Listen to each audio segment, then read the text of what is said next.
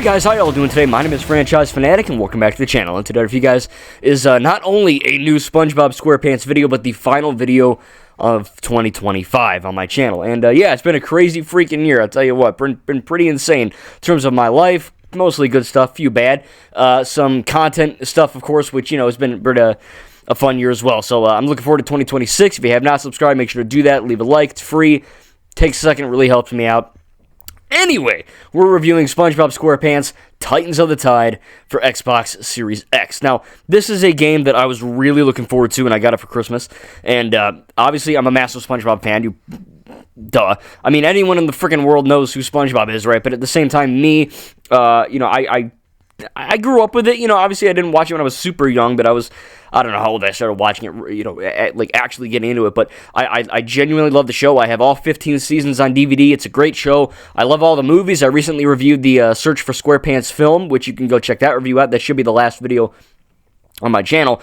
And then, of course, you know, I played a lot of the games as well. And some of them are good, some of them are bad, right? Obviously, the ones that I own are Truth or Square, Battle for Bikini Bottom, Cosmic Shake, the Patrick game, which I haven't played yet, and Titans of the Tide. And Titans of the Tide feels like it's a weird game, right? It doesn't feel like a AAA product, right? And by that, I mean it does not feel as polished as, say, Astrobot or a Mario game, something like that. But that's also not to disregard or ascertain any negative connotations, I'm using big words, to kind of, I guess, promote this product, right? You still have a very fun game. And while it may be, you know, higher, double A, right? It may be not as crazy as like a Lego game or COD or, you know, something like that, GTA, but it still has a lot of money put into it. I mean, it's friggin' SpongeBob, right? You're going to have that. But this feels, I mean, this is one of the best performing and most fun to play platformers probably ever. Now, obviously, Astrobot is kind of like the go-to for a lot of people now, and I have that game. I love it. I beat it. It's a great game, right? Totally deserving of Game of the Year. But I feel like Titans of the Tide is the one that is the second best, right? Now, obviously, I haven't played every Mario game, every Sonic game, whatever, but the SpongeBob games are kind of in, like, oddly a weird niche. You know what I mean? Like people know SpongeBob, and they know that he has a show, they know he has movies, they know he has games, and maybe they played a game or two when they were a kid, but, you know, many people don't regard SpongeBob as a gaming franchise, right? They think of it as a show. And it is, like, straight up, it's a gaming franchise, right? And it's friggin' awesome, right? I mean, you've got, obviously, like, the new corner of this would be, obviously, it started with Battle for Bikini Bottom in 2003, right? Which is a game I played. It's probably a game you played if you're watching this, right? It's a game that a lot of us grew up with, and obviously the rehydrated version, you know, the remaster in 2020 or whatever. It's a phenomenal game.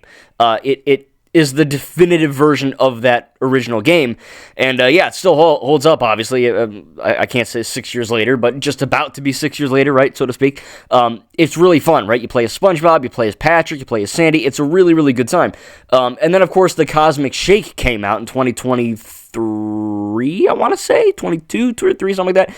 And it is a sequel to Battle for Bikini Bottom, and it builds upon a lot of the foundations in that game, where, you know, you only play as SpongeBob, and you have a little, you know, Patrick Balloon Buddy following you around. But it's a great game. It's a very, very good evolution of that formula, right? They acquired, SpongeBob's got the pizza glider, which is kind of like Breath of the Wild in a sense.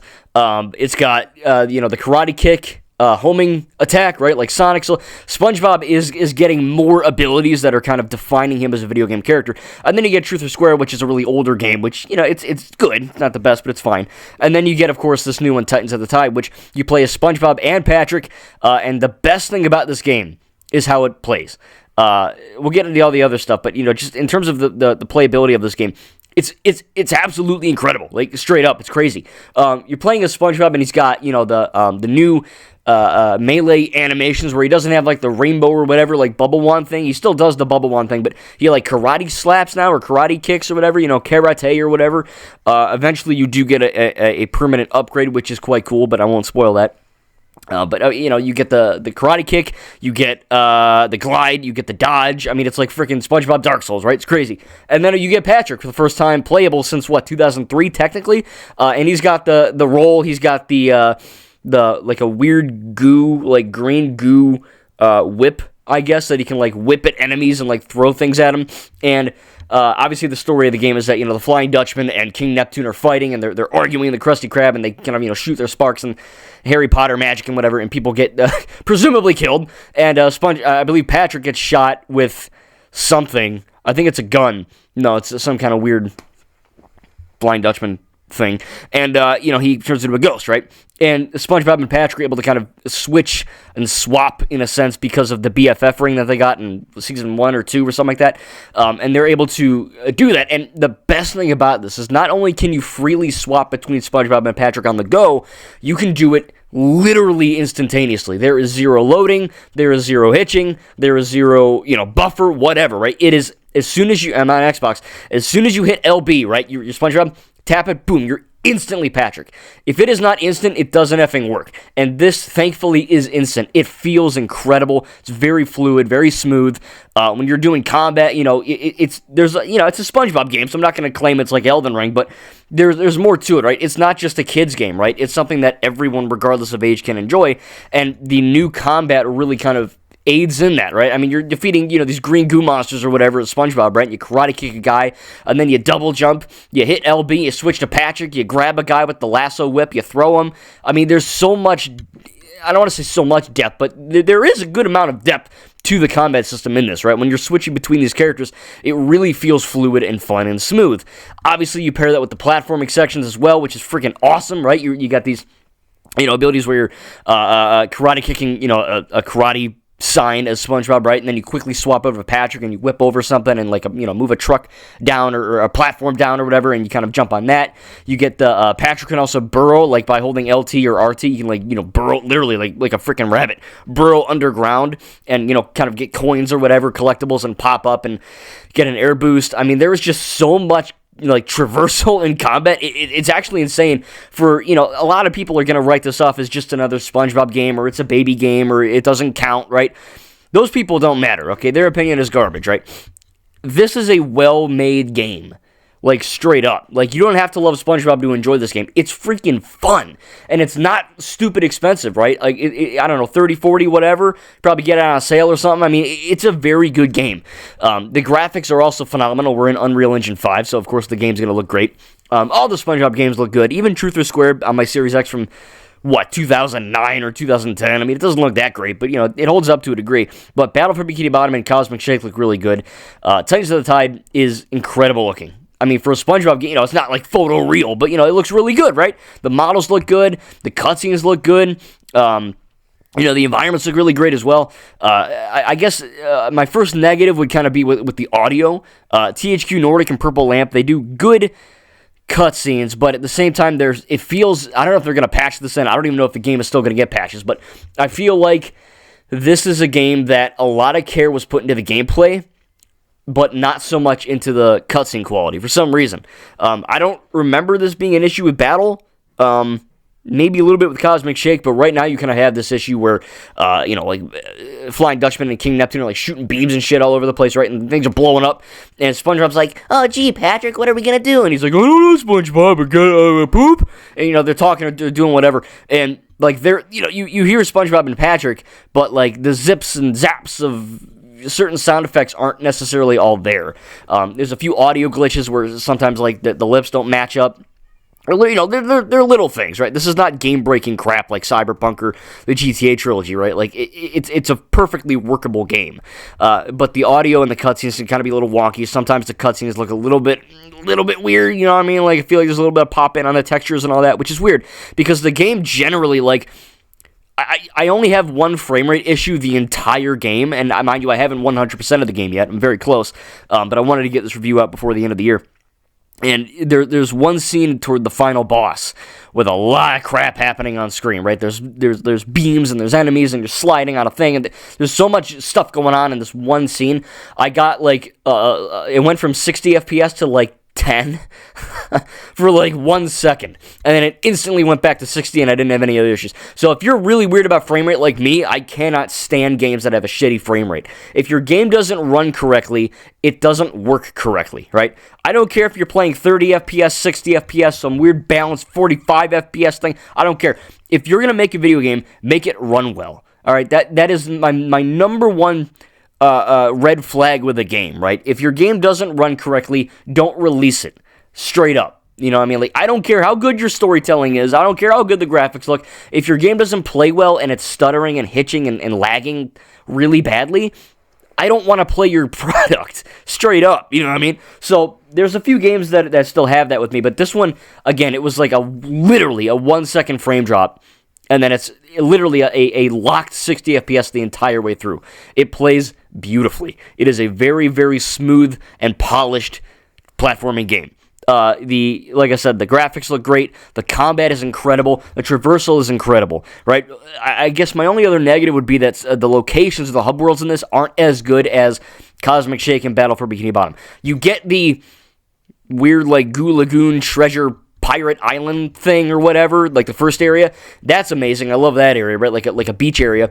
And then you have like a snowy jellyfish fields, which also looks incredible. But then you get, Bikini Bottom, which isn't Bikini Bottom as we know it, right? It's all jacked up and destroyed because King Neptune and the Flying Dutchman are having a tussle. So everything looks like death. And then you get the other area, which, it still looks cool, but it's just, it's dark and everything's on fire, right? And then you get to King Neptune's palace, which looks cool, but then you kind of go into the catacombs and whatever, and it looks nice. And then you go to like some Atlantis City or whatever, like the third hub, and the Atlantic City hub or whatever that's called, and King Neptune's palace, they kind of look the same, which is kind of it's a small issue. It's not really a big problem, but I feel like Battle for Bikini Bottom and Cosmic Shake were able to kind of differentiate the locations so that each one felt unique and iconic and different, and this one just feels like, okay, we get two cool areas, and then the rest are just kind of dark and gray and stormy and destroyed looking, and I know that's the point, right? That's the plot of the game, but at the same time, it feels like they could have done a little bit differently to make these locations stand out a little bit more. Other than that, it's a small complaint like the audio thing. I still love the locations. The collectibles are really fun as well, going back into the hub worlds and just roaming around. There is no collectible finder as far as I could tell. There is a location on the Treasure Pirate Island place where, like, there's some guy selling stuff, but you can't actually effing, like, buy anything from him. Like, there's a pop-up that says, like, shop on the go menu. Like, I'm like, oh, cool, there's a shop, right? There's new stuff. And then the fish guy is talking about maps that lead to gold. And I'm like, oh, cool, you can buy a treasure map that helps you locate the collectibles. Great. But you can't. There's nothing there. It's just, and then there's a pop-up that's like, did you know that you could use the menu? I'm like, yeah, I knew that. You know what I mean? Like, I'm not stupid. I know there's kids playing this, but Christ, like, come on, we're not that dumb. So yeah, that was kind of annoying. So there's just, little gripes here or there, nothing game-breaking, nothing immersion-breaking for SpongeBob fans, nothing crazy. Straight up, this is a very fun video game. It's addicting. It's got incredible collectibles, incredible combat, incredible gameplay. It's simple, but not brain-dead easy that, like, this is for a toddler. You know what I mean? It's easy enough for a kid to grasp, but it's also manageable enough for an adult or teenager to play it and not get bored, right? Like, they strike a really good balance between being fun and easy, where, again, it isn't, brain dead simple where you're just mashing a button, you know what I mean? Like, there is actually stuff that you have to keep track of and all that, and I think that's really great. So yeah, the collectibles are amazing. Everything about this game really is solid. I mean, straight up. I was expecting it to be good, but not this good, right? I'm playing it, and I'm, you're doing the parkour. You're it's almost like I don't know, Doom or like Ghost Runner. I mean, you get in like a groove, and then you keep going, and you're chaining together combos, and you're jumping as SpongeBob, and you're whipping a guy as Patrick, you're throwing a bomb back at some goo monster, and then you're burrowing as Patrick. You're coming up and switching to SpongeBob and karate chopping a guy and then hitting him. I mean, there's just so much depth to this where you get, like I said, you get in this mood where you're just like chaining kills in SpongeBob, right? SpongeBob and Patrick are murderers, I guess now, and they just, it's a really, really fun game to play. There is a Krusty Krab, I guess like a floating Krusty Krab hub base kind of. It's not really a big area, but you're able to kind of unlock collectibles and do certain things. You talk to people. You can get side quests. There's side quests in a friggin' SpongeBob game. That's crazy. You can go in certain areas like the boiler room and, play plankton mini games, which are like, platforming or combat or jellyfishing challenges and all that. Where you can kind of hone your skills and all that. You can replay boss fights. I mean, it really, for your bang for your buck, man, this is like the dream SpongeBob game. I will say, Battle for Bikini Bottom is still my favorite because it feels like a I guess, pure SpongeBob game where, you get battle, you can explore Bikini Bottom and it's not blown to hell. You know what I mean? Like, it's an actual normal, bright and cheery Bikini Bottom, and you can go to Goo Lagoon and all these places. So that still feels like the quintessential, definitive SpongeBob game. Titans of the Tide is a better game. It's better. It's a better made product. But Battle feels more cohesive in terms of what I would want as a SpongeBob fan. Now, I have not played the Patrick Star game. Apparently, it's dog cheeks, but I got it for Christmas, right? Apparently, it's marketed as the first open-world SpongeBob game where you don't play as SpongeBob, you play as Patrick. Apparently, it's really bad. But it's got like a charming aspect to it. So once I do finish Titans of the Tide, hopefully in a day or so, I'm going to start that, and I'll give you guys an update on that one as well. But yeah, I mean, I guess my only remarks is there's a Krusty Krab, Krabby Patty minigame in the home base. If you play the game and you play this, you know my struggle, okay? And this is not hyperbole. I'm not exaggerating. This is one of the hardest things I've done in a freaking video game. And yes, I know this is a SpongeBob game. And yes, I know that I beat Sekiro and Elden Ring and all the Souls games. But for some goddamn reason, this Krabby Patty minigame made me tear the rest of my hair out. And I only had 3 hairs left. So now I'm almost bald, right? Thanks a lot. I'm like freaking Squidward. So I was able to actually, I will admit this. I'm man enough to admit, eventually, so basically, if you don't know, right, you're cooking Krabby Patties and you got to get a certain amount. You have to get 300 to get the award, right? And there's also awards and stickers and shit. It's a big game, okay? You get awards for 300 Krabby Patties. I did that. It was fine. No big deal, right? It's fine. You got to hit A, X, Y, and B in the correct order when there's like a little circle bar that fills, and you got to hit it when it hits the green. Otherwise, you hit it when it's in the red, and you burn the patty. So I was able to get 300, which is great. Okay, good. I got the treasure. But then I looked, and you have to get 999 to get the sticker, the award. So I'm like, oh, that can't be too bad, right? Well, I spent the entire morning pretty much doing this, getting very mad, because I'm like, my Christmas break is almost over. I don't want to spend this shit tearing my hair out, you know what I mean? Like, this is insanity. And thankfully, I got it, but I was able to, I had my mom help me, and I had my dad help me, and they were getting pretty close. We're getting like 500 or 600, and then we misheard a button or whatever. It's tough. It's a very challenging minigame. And I know, it's a SpongeBob game, what are you, stupid? No, you gotta play this, okay? I get it, I'm 27, I'm not stupid. You need to play this minigame to understand. Now, eventually, I felt like an idiot because I noticed a pattern. It's YBAX, YBAX, YBAX for the most part. And I was just doing it in that groove, and I got to like over 1,000 in like a minute. So, once you crack the code, it ain't too bad. But I spent a good chunk of this morning going insane because I couldn't do it. You know what I mean? I beat Elden, I beat Sekiro. What's going on? Do I suck? And no, apparently I looked it up, and everyone on the internet has a problem too. So I know I've been ranting and complaining about this minigame. It's fun, but it's very difficult. So if you're a kid or you're whatever, just be forewarned. This is a tough minigame, and you got to get 999 points to get the award. You got to get 300 originally, and then it's a big up from that. But to I guess summarize this review up, there's a few audio issues, a few cutscene issues. The hub worlds are good, but they should be a little better in terms of differentiating the areas to make them stand out more. But otherwise, you get incredible, a good story. You get incredible gameplay, really good parkour, and I guess traversal, platforming stuff. You get really good combat, incredible collectibles, really fun worlds to roam around. The music for these SpongeBob games is always known to be really good, and I still think Battle is the best for the music, but this one, I think, had better music than Cosmic Shake. I really like the Jellyfish Fields music. It's like a very calming soundtrack that you're collecting collectibles and whatnot. So, yeah, man, it's a really fun time. Tell me down below in the comments what you think about SpongeBob SquarePants, Titans of the Tide. Have you played it? Are you going to play it? If you can get it on sale, get it. If you can't, I do think it is worth the full price if you have the money. I think it's a really, really great game. It's a great SpongeBob game, but it's also just a really good platformer as well. SpongeBob SquarePants is now,